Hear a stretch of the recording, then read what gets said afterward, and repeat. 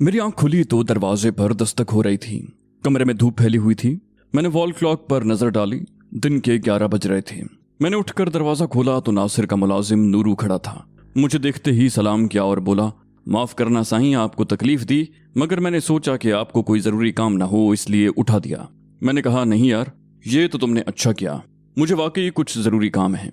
वो बोला, साईं नाश्ता आप साईं के साथ करोगे या मैं ले आऊं? मैं चौंक कर बोला, क्या नासिर आज ऑफिस नहीं गया? वो बोला, नहीं साईं, आज शायद उनकी तबीयत ठीक नहीं है। मैंने कहा, अच्छा तुम चलो, मैं अभी आता हूँ। ये कहकर मैं बाथरूम में घुस गया। मैं तैयार होकर नासिर के कमरे में पहुंचा तो वो अखबार पढ़ने में मसरूफ था। वो उस वक्त तक स्लीपिंग सूट में था और चेहरे से थकन जाहिर हो रही थी। मैंने उसके सामने पड़ी कुर्सी पर बैठते हुए पूछा, कैसी तबीयत है नासिर? बोला, मेरी तबीयत तो ठीक है, तुम अपनी सुनाओ, हो गया तुम्हारा काम? मैंने हंसकर कहा, हाँ यार हो गया। नासिर संजीदा होकर बोला, यार कामरान, तुम्हें तो झूठ भी अच्छी तरह नहीं बोलना आता। क्या कल तुम महज इसलिए आए थे कि तुम्हारी तरफ लाइट नहीं थी? उसने चुपते हुए लहजे में कहा, और जनरेटर भी काम नहीं कर रहा था? मैंने ढिठाई से जवाब दिया, यार मेरा जनरेटर वाकई खराब हो गया है। नासिर एकदम फट पड़ा, बोला, यार तुम मुसलसल झूठ बोल रहे हो, मुझे दोस्त भी कहते हो और मुझसे झूठ भी बोलते हो, या फिर मुझे इस काबिल नहीं समझते कि मैं तुम्हारी परेशानी शेयर कर सकूं? मैंने कहा, यह बात नहीं है। नासिर ने तेज लहजे में पूछा, फिर क्या बात है, बताओ क्या परेशानी है? मैंने उसे टालने के लिए कहा, बस यार कोई खास बात नहीं है। उसने तेज लहजे में कहा, तुम फिर झूठ बोल रहे हो, रात तुमने किसे फोन किया था? मैंने चौंक कर उसकी तरफ देखा मगर बोला कुछ नहीं। वो बोला, हैरान मत हो, रात तुम्हारे आने के बाद मुझे नींद नहीं आई थी। उस वक्त मैं नीम गनूदगी के आलम में था जब टेलीफोन की बेल बजने लगी। नींद की झोंक में मुझे अंदाजा न हो सका कि ये घंटी नंबर डायल करने से बज रही है। मैंने रिसीवर उठा लिया और मैंने तुम्हारी रात वाली गुफ्तगू सुन ली। मैं सन्नाटे में रह गया। मैंने आहिस्ता से कहा, मैं ये बात तुमसे सिर्फ इसलिए छुपा रहा था कि मैं तुम्हें इस सिलसिले में मुलव्विस नहीं करना चाहता। तुम तो मुझे बहुत शरीफ आदमी समझते हो ना, शरीफ और मेहनती बिजनेसमैन। मैं शरीफ आदमी नहीं हूं नासिर, और जिन लोगों से मेरा वास्ता है वो बहुत खतरनाक और सफाक हैं। इसीलिए मैं चाहता था कि तुम्हें कुछ मालूम ना होने पाए। नासिर ने मुंह बनाकर कहा, कैसी बातें करते हो कामरान? तुम मुझे अपना दोस्त कहते हो और मुझसे गैरियत भी बरत रहे हो। तुम्हारी जान खतरे में है तो तुम मुझसे कह रहे हो कि मैं इस मामले से अलग रहूं? ये कैसे हो सकता है? मैंने खुशामदाना लहजे में कहा, नासिर प्लीज मेरी बात समझने की कोशिश करो, वो लोग इंतहाई खतरनाक हैं। उसने फैसला कुन लहजे में कहा, मुझे उनसे खौफजदा करने की कोशिश मत करो। तुम जानते हो मैं बलोच हूं। दुश्मनी मेरे लिए कोई नई चीज नहीं है। बस अब तुम मेरे पास रहोगे। मैं आज ही गोट से कुछ आदमियों को तुम्हारी हिफाजत के लिए बुला लूंगा। मैं देखता हूं कि वो कितने खतरनाक हैं। मैंने कहा, देखो नासिर तुम। उसने मेरी बात काट दी, बोला, कुछ नहीं, मैं अब कुछ और नहीं सुनूंगा। मैंने हथियार डालते हुए कहा, जैसी तुम्हारी मर्जी। फिर उठते हुए कहा, मैं एक दो जरूरी काम निपटा कर आता हूं।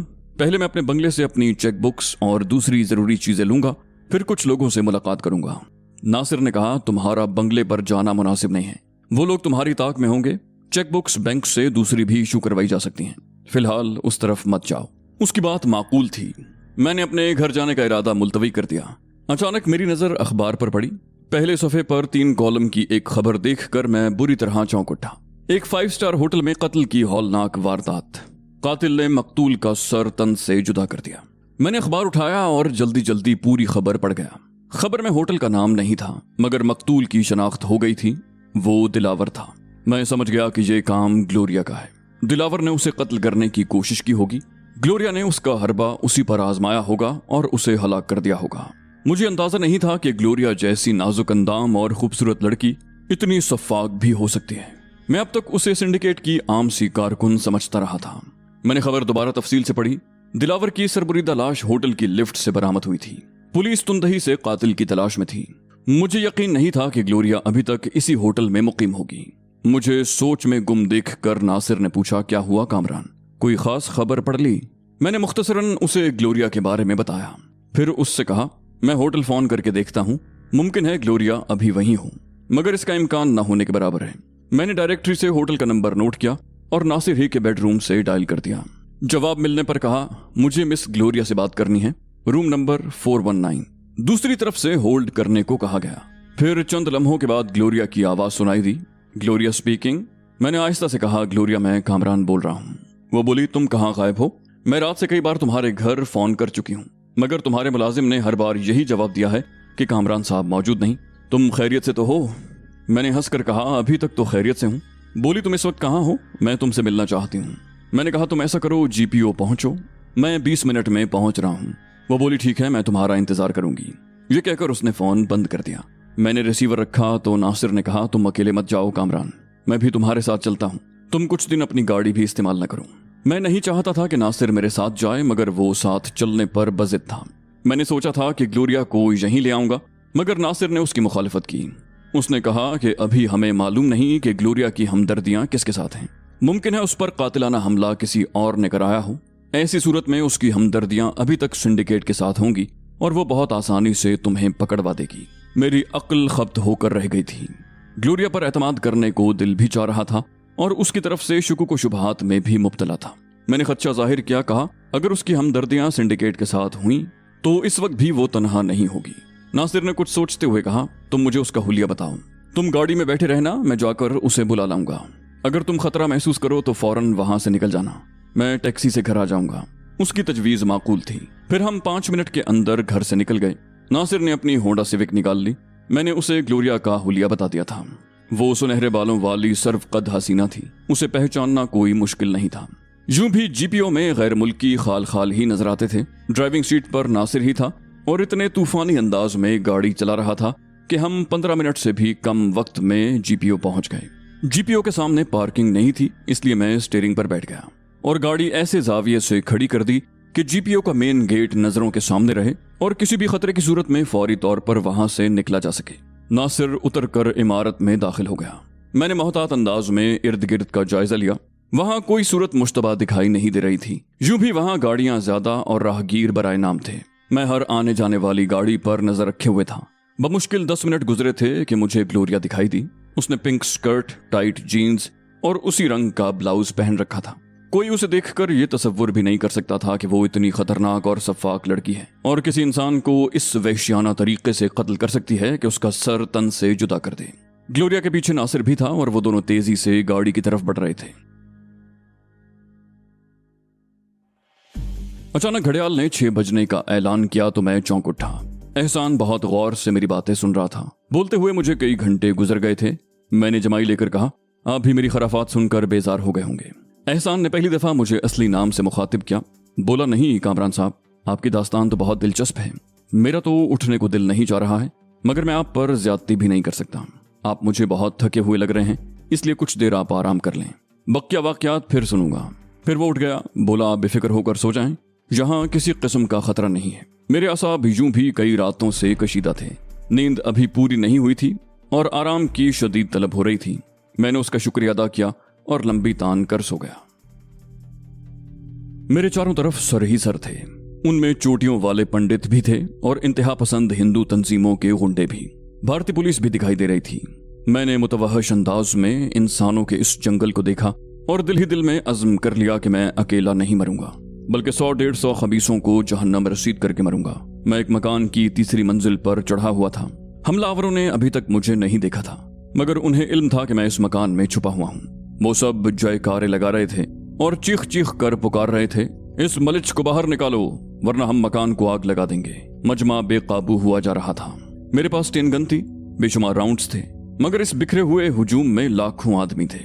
मैं कितनों को मार सकता था, मगर यह फैसला मैंने कर लिया था कि जब तक मेरे हाथों में सकत और जिस्म में खून का एक कतरा भी बाकी है, मैं हथियार नहीं डालूंगा और अपने मशीन पिस्टल की आखिरी गोली तक बचा कर रखूंगा।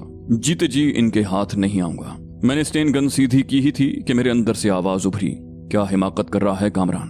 तूने बहुत मारे तो 100 आदमी मारेगा, मगर उसके नतीजे में हिंदू मुस्लिम फसाद हो जाएगा। फिर न सिर्फ इलाहाबाद बल्कि भारत के दूसरे शहरों में भी मुसलमानों के खून से होली खिली जाएगी, खून की नदियां बह जाएंगी। तू अगर ये कत्लेआम नहीं चाहता तो खुद को इन लोगों के हवाले कर दे। मैंने वहशतज़दा लहजे में कहा, मगर ये लोग मेरी तिक्का बोटी कर देंगे। आवाज फिर उभरी, मगर सिर्फ तेरी जान जाने से हजारों मुसलमान मरने से बच जाएंगे। ये सौदा महंगा तो नहीं? मैंने चीख कर कहा, हाँ वाकई ये सौदा महंगा नहीं है। मैं छत पर नुमाया जगह खड़ा होकर मजमे से मुखातिब हुआ, तुम लोग आग मत लगाओ, मैं आ रहा हूँ। मजमे में से कोई चीख कर बोला, अब तुमने अक्लमंदी की बात की है। मैंने घूमकर बोलने वाले की तरफ देखा तो हैरान रह गया। वो शख्स भारत की एक इंतहा पसंद जमात शिवसेना का लीडर बाल ठाकरे था। जी में आया कि स्टेन गन के एक ब्रस्ट में उसे ठंडा कर दूं। मगर मैंने बमुश्किल तमाम खुद पर काबू पाया, क्योंकि बाल ठाकरे की मौत बेशुमार मुसलमानों के कत्लेआम का बहाना बन जाती। मैंने स्टेन गन एक तरफ फेंकी और सीढ़ियों की तरफ लपका। मैं चंद ही सीढ़ियां उतरा था कि मुझे एहसान दिखाई दिया। वो ऊपर ही आ रहा था। वो मुझे देखते हुए बोला, कामरान साहब, ये आप क्या कर रहे हैं? खुद को इन लोगों के हवाले कर रहे हैं? मैंने कहा, हाँ एहसान, मैं नहीं चाहता कि मेरी वजह से दूसरों का खून बहे। एहसान ने तल्ख लहजे में कहा, आप हैं किस ख्याल में? जब ये लोग मुसलमानों के खून की होली खेलने का इरादा कर लें तो इसका कोई भी बहाना बना लेते हैं। आप नहीं होंगे तो इनके पास कोई और बहाना होगा। फिर ऐसी मौत मरने का फायदा? मरना ही है तो कुछ करके मरें। आप क्या समझते हैं आपके बाद वो हमें छोड़ देंगे? वो हम सबको चुन चुन कर मार देंगे।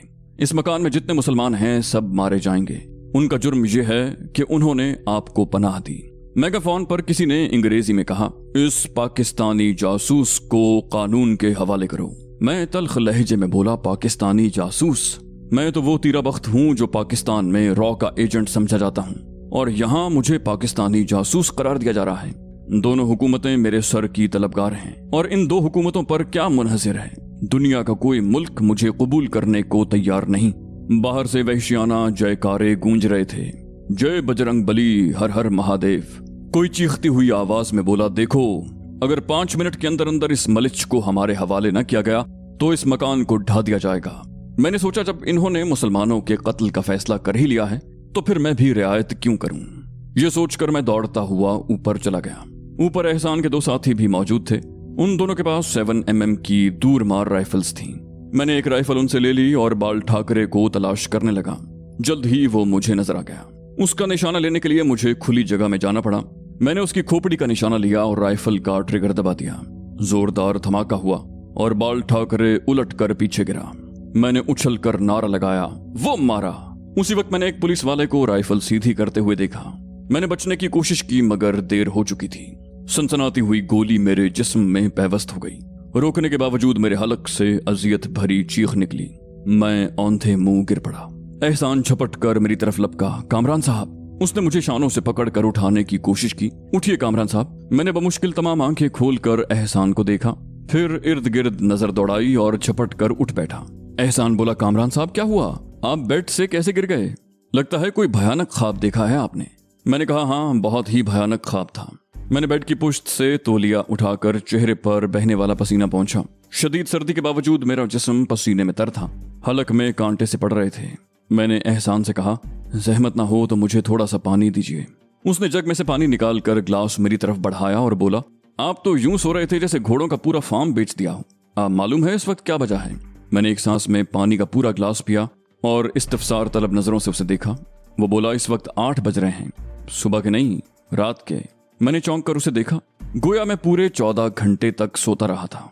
वो बोला, अब आप नहा धोकर फ्रेश हो जाएं, मैं आपके लिए नाश्ता, लंच और डिनर लेकर आता हूँ। ये कहकर वो चला गया। बाथरूम में जरूरत की हर चीज मौजूद थी, यहाँ तक कि एक इस्त्रीशुदा कुर्ता पाजामा भी मौजूद था। वहाँ गीजर नहीं था, मगर पानी की एक ऐसी टंकी मौजूद थी जिसके दरमियान एक खोखला पाइप होता है। उसी पाइप को दहकाकर पानी गर्म किया जाता है। आज से कई साल पहले का तरीका यहाँ भी राइज था। मुमकिन है छोटे शहरों और कस्बों में अब भी इस किस्म की टेक्नोलॉजी इस्तेमाल होती हो। नीम गर्म पानी से नहाकर मैं एकदम हशाश बशाश और खुद को हल्का फुल्का महसूस करने लगा। यूं भी मुझे 12 दिन के बाद नहाने का मौका मिला था। मैं नहा धोकर बाहर निकला तो एहसान खाना छोटी टेबल पर लगाकर मेरा इंतजार कर रहा था। मैंने कई दिन के बाद खूब डट कर खाना खाया। खाने के बाद एहसान कॉफी ले आया। मैंने उससे पूछा, क्या यहाँ इस वक्त आपके सिवा कोई नहीं? वो बोला, जी हाँ, इस वक्त सब लोग बाहर गए हुए हैं, बस आने ही वाले होंगे। मैंने कहा, इसका मतलब है कि मेरी वजह से आपको जहमत हो रही है। एहसान ने हाथ उठाकर कहा, देखिए जनाब, अब ये आप जनाब बिल्कुल नहीं चलेगी, इसमें गैरियत की बू आ रही है। मैंने हंसकर कहा, बिल्कुल नहीं चलेगी, मगर शर्त यह है कि तुम भी ये तकल्लुफ छोड़ दो। वो बोला, ठीक है, आप कहते हैं तो, मेरा मतलब है तुम कहते हो तो छोड़ देता हूँ। उस वक्त वॉल क्लॉक ने 9 बजाए तो वो चौंक कर बोला, 9 बज गए, अब तो खान साहब को पहुंच जाना चाहिए। मैंने पूछा, कौन खान साहब? वो हैरान रह गया, बोला, तुम खान साहब को नहीं जानते? खान साहब का नाम पाकिस्तानियों के लिए नया तो नहीं है। वो बंबई में रहते हैं, मगर कोई नहीं जानता कि वो किस लम्हे कहाँ होंगे। हालांकि ये बंगला उन्हीं की मिल्कियत है और यहाँ बाजार में सोने की कीमतें उन्हीं की इजाजत के बाद तय की जाती हैं। वो शख्स पुराने दास्तानों के हीरो की तरह है, जो अमीरों को दोनों हाथों से लूटता और गरीबों पर दोनों हाथों से लुटाता है। इन सब बुराइयों के बावजूद खान साहब मुसलमानों और निचली जात के हिंदुओं में हर दिल अजीज थे। पहली मर्तबा आ रहे हैं। मैंने कहा, तुम बंबई के हाजी? एहसान ने मेरी बात काट दी, बोला, हाँ, मैं उन्हीं खान साहब की बात कर रहा हूँ। मुसलमान होने के बावजूद सारे बंबई बल्कि पूरे भारत पे उनकी धाक है। बंबई और पुणे की आधी से ज्यादा फैक्ट्रियां और कारखाने उनकी मिल्कियत हैं।